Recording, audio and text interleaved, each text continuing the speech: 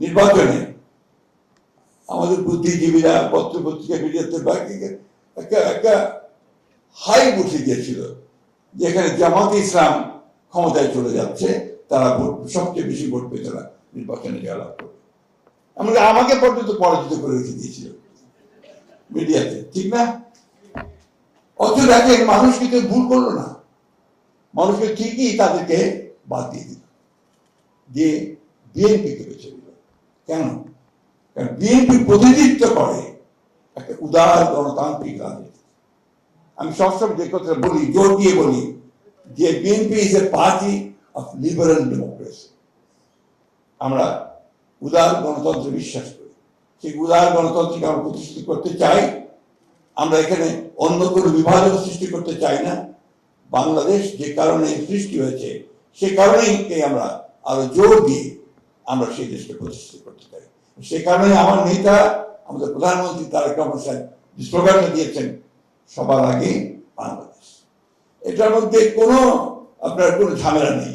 ওই যেমন শহীদ প্রেসিডেন্ট জিয়া রহমান গানটাকে বেছে নিয়েছিলেন যে প্রথম বাংলাদেশ আবার শেষ বাংলাদেশ, ঠিক এটা একই সেইভাবেই সবার আগে বাংলাদেশ।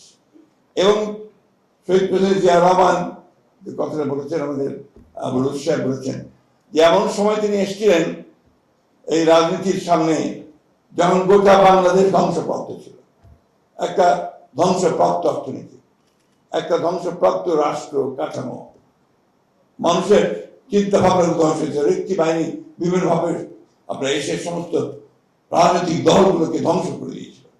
সেইখানে জিয়া রহমান সাহেব এসে সেটাকে আবার সেই ধ্বংসের মধ্যে নতুন করে কোনো বিভক্তি করে নয়, সমস্ত রাজনৈতিক চিন্তাগুলো একভাবে চিন্তা করতে দলগুলোকে নিয়ে তিনি প্রথমে ফ্রন্ট করেছেন, তারপরে জাগদল করেছেন, ফ্রন্ট করেছেন, তারপরে বিএনপি করেছেন। মূল বিষয় ছিল সবাইকে নিয়ে করা, রিকনসিলিয়েশন করা, সবাইকে নিয়ে সামনের দিকে এগিয়ে যাওয়ার চেষ্টা করা। এবং আমার কাছে মনে হয় যে জিয়া রহমানের রাজনীতির এটাই সবচেয়ে বৈশিষ্ট্য ছিল, যেটা আমাদের সভাপতি বলেছেন, অত্যন্ত সুন্দরভাবে বলেছেন, যে তিনি বাংলাদেশকে কারো শত্রু বানাতে চাননি, সবার সঙ্গে মিত্রতা সৃষ্টি করার চেষ্টা করেছেন এবং বেশিরভাগ ক্ষেত্রে সফল হয়েছেন এবং সেই সফলতা নিয়ে তিনি সামনের দিকে এগিয়ে গেছেন।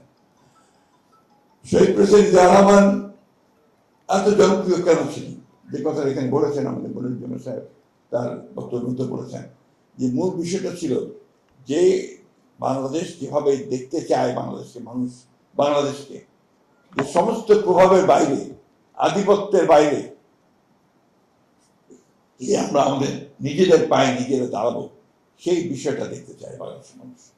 আপনি খেয়াল করে দেখবেন, যখন ক্রিকেট খেলা হয় বাংলাদেশের সঙ্গে, যখন আপনার পাকিস্তানের খেলা হয় তখনও তারা বাংলাদেশের পক্ষে চিৎকার করে, আবার যখন আপনার ভারতের বিরুদ্ধে খেলা হয় তখন একইভাবে চিৎকার করে।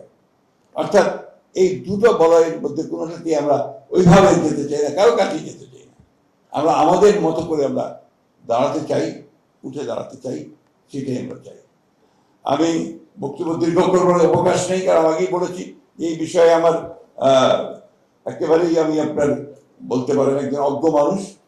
তবে এটুকু সত্য কথা যে শহীদ প্রেসিডেন্ট জিয়া রহমান তার অতি অল্প সময়ের মধ্যে যে পথ আমাদের দেখিয়েছেন, সেই পথটা হচ্ছে আমাদের পথ। আমার এখনো মনে আছে শহীদ প্রেসিডেন্ট জিয়া রহমান সাহেবের যখন জানাজা, অভাবিত লক্ষ লক্ষ মানুষ যে কথা বলেছে যে কেঁদেছে, ডক্টর মুস্তাক বলেছে তা আমার মা কেঁদেছেন, উনিও কেঁদেছেন, আমরা সবাই কেঁদেছি। সেই কান্নার মধ্যে যখন জানাজার নামাজের পরে লালবাগের হুজুর উনি যখন আপনার দোয়া করছিলেন, দোয়া করতে সবশেষে যে কথাটা বললেন দোয়া করতে গিয়ে, আল্লাহ বাংলাদেশকে হেফাজত করো, তখন বাংলাদেশের মানুষ ওই জানাজার মানুষ আরেকবার ডুবলে কেঁদে দিচ্ছিল।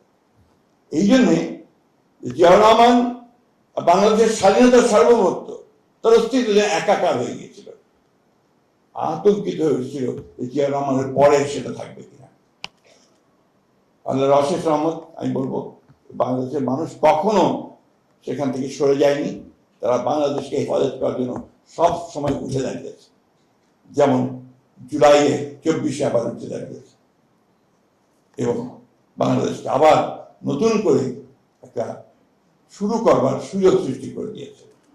আজকে অত্যন্ত আশার কথা যে আমাদের মাননীয় প্রধানমন্ত্রী তিনি তার বিভিন্ন যে কর্মসূচিগুলো ঘোষণা করছেন, যে বক্তব্যগুলো রাখছেন, যে কাজগুলো করছেন, তার মধ্য দিয়ে আমরা সেই জিয়া রহমানের প্রতিচ্ছবিকে দেখতে পাই। আমরা বিশ্বাস করি যে তারেক রহমান সাহেব তার নেতৃত্বে বাংলাদেশকে সেদিকে এগিয়ে নিয়ে যেতে সক্ষম হবেন। আপনাদের আবারও ধন্যবাদ জানাচ্ছি আমাকে এখানে আমন্ত্রণ জানানোর জন্য। আপনাদের সকলকে